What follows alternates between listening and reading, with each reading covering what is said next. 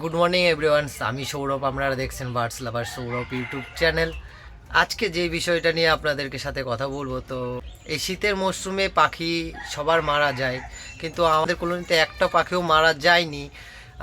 কি কারণে মারা যায়নি? কোনো রকম মেডিসিন ইউজ করি না, এবং কি করি আমাদের কলোনিতে আমাদের পাখিদের কিভাবে কেয়ার করি সেটাই আজকে আমাদের ভিডিওতে দেখাবো বা বলবো আমি সব কিছু ডিটেলসে। তো ভিডিওটা খুবই ইন্টারেস্টিং, একটু স্কিপ করবেন না, ফুল ভিডিওটা দেখতে থাকেন, অনেকটা আপনাদের হেল্প হবে। সবার প্রথম আমাদের কলোনিটাকে দেখাবো। তো এই হচ্ছে আমাদের কলোনির সামনের দিক। তো গেট এইটা, আমরা তিরপল দিয়ে চারিপাশটা ঘিরে দিয়েছি। আমি একটু ভিতর সাইডে দেখাই আপনাদেরকে। এই হচ্ছে আমাদের কলোনি, দেখেন চারিপাশ দিয়ে আমি তিরপল দিয়ে ঢেকে দিয়েছি, যাতে কোনো রকম ঠান্ডা বাতাস বা হাওয়া এর মধ্যে যাতে না আসতে পারে। তো আপনাদেরকেও চারিপাশে তিরপল দিয়ে বা কোনো বস্তা টস্তা দিয়ে ঢেকে দিতে হবে, চারিপাশে হাওয়া যাতে না প্রবেশ করতে পারে। পাখির খাবারটা খুবই ইম্পর্টেন্ট সেই শীতের মরশুমে। এবার আমি আমাদের পাখির খাবারটা দেখাবো। তো এই হচ্ছে আমাদের কাগনি।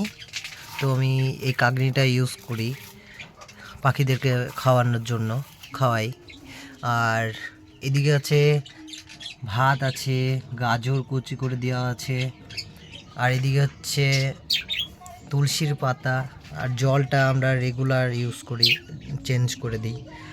আর বিশেষ করে পাখিদের খাওয়া সব থেকে দরকারি জিনিস হচ্ছে এইটা, শীতের মরশুমে তোমার তুলসীর পাতা।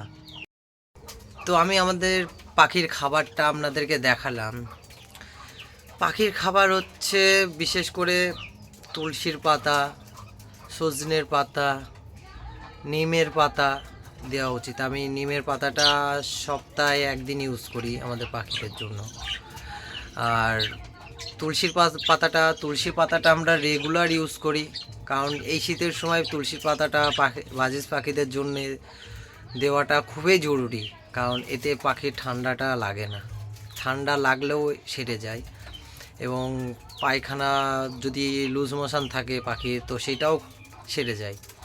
এবং কি আরও অনেক রকম জিনিস আছে, সেগুলো দিলেও পাখি খেলে সে ঠিক হয়ে যায়। তো আপনারা যদি কমেন্ট করেন তো অবশ্যই আমি নেক্সট ভিডিওতেও বলে দেব তুলসীর পাতা ছাড়া আর কি খেতে দিই, সেই নিয়ে ভিডিও চাইলে আপনারা কমেন্ট করতে পারেন, অবশ্যই আমি দেওয়ার চেষ্টা করব।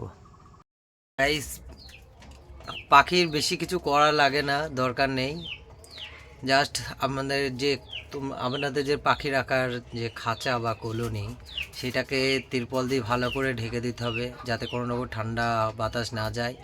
আর আপনার জলটা রেগুলার ইউজ করতে হবে, কারণ জলটা হচ্ছে আপনার একদিন আজকে যদি দেন তো কালকে ঠান্ডা হয়ে যাবে শীতের সময়।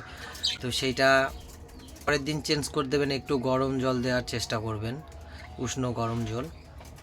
খুবই গরম দেবেন না, তো তাতে আরও বিপরীত হতে পারে। মেন হচ্ছে আপনার তুলসীর পাতাটা এই শীতের মরশুমে রেগুলার দিতে হবে, ঠিক আছে? তো পাখি খুবই সুস্থ থাকবে এই শীতের থেকে, এবং একটা পাখিও মারা যাবে না। আর আমি আমার পাখির গ্রোথটা একবার দেখাবো, যে কীরকম আমাদের পাখির গ্রোথ। এই হচ্ছে আমাদের পাখিগুলো। তো দেখুন একবার এদের গ্রোথগুলো দেখেন, কোনো রকম সিনা ওদের বেরিয়ে নেই, একটা পাখিরও সিনা আমাদের বেরিয়ে নেই। আর আমি একটু বাচ্চাগুলোকেও দেখাবো। 1 মাসের বাচ্চা, এই হচ্ছে আমাদের 1 মাসের বাচ্চা। দেখে মনে হচ্ছে 1 মাসের বাচ্চা, কিন্তু এইগুলো 1 মাসের বাচ্চা।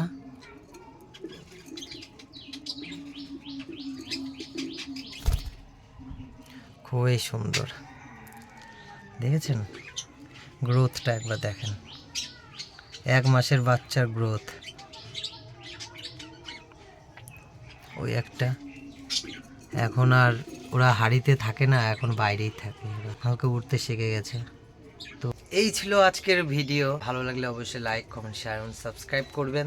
দেখা হবে অন্য কোনো ভিডিওতে, ততক্ষণের জন্য বাই বাই ফ্রেন্ডস। আপনাদের একটা কমেন্ট আমাদেরকে খুবই উৎসাহ করে ভিডিও বানানোর জন্য। তো অবশ্যই আপনাদের কোনো কিছু জানার থাকলে অবশ্যই কমেন্টে বলবেন।